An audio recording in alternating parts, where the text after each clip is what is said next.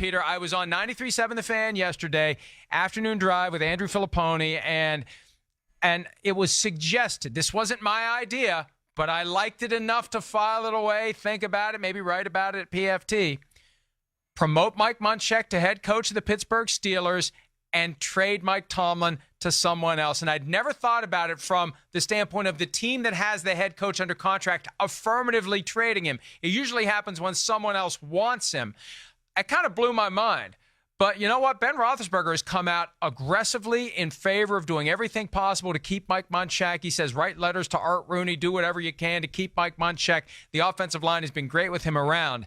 Wouldn't that be something if the Steelers would try something like that? I don't think they will, but it was enough of an idea to get me to say, wow, you know what? That's kind of a fascinating concept, and it would solve some of their problems right now if they think Munchak really is the guy.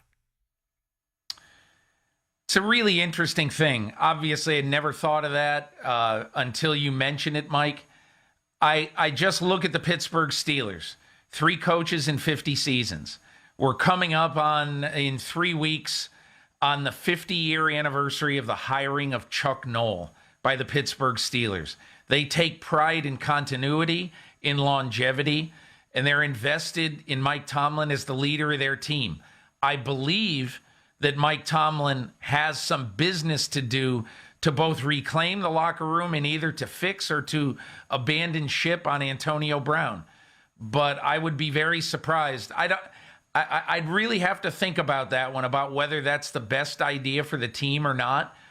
But I just think it has 0.0% chance of happening. It's a very Blutarski possibility.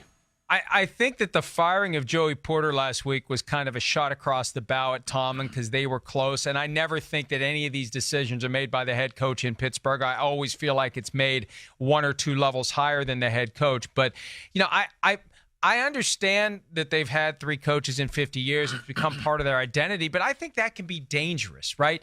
I think that continuing to cling to Tomlin just because you like to say, hey, we've only had 3 coaches since 1969, is that really in the best interests of the team? At a certain point, it's not. Now, look, I'm not saying you fire him just to say, hey, we're breaking from tradition, but I don't think you cling to the tradition just for the sake of the tradition. You do what's right for the team. And only they know what's going on behind closed doors. What we've seen and what we've heard in recent weeks isn't pretty, and it speaks to some serious issues that they need to address, however they address them, Peter.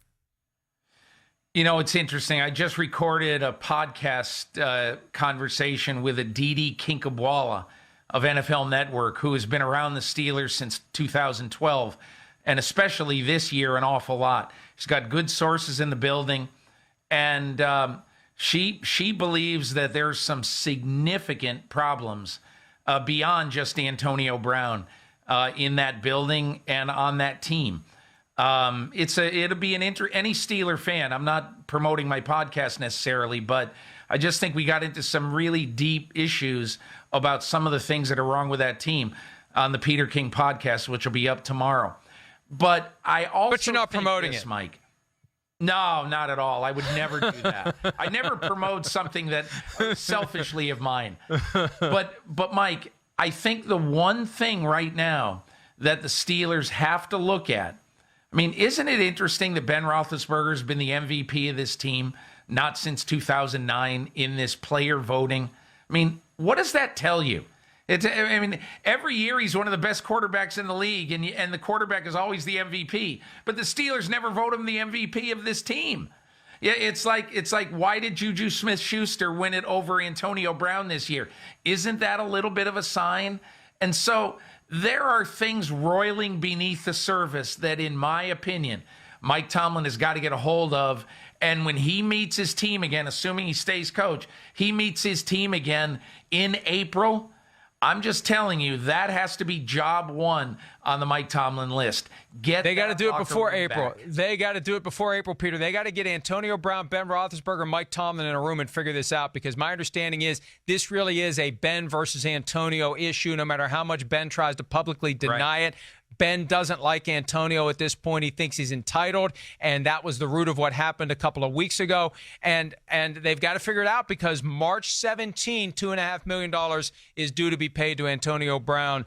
And if the Steelers are going to trade him, they need to do it before then. So they have to figure this out. And I agree with you. There are issues, and it's amazing they've been as successful as they've been despite these issues. But I think these issues have held them back from being as successful as they could be.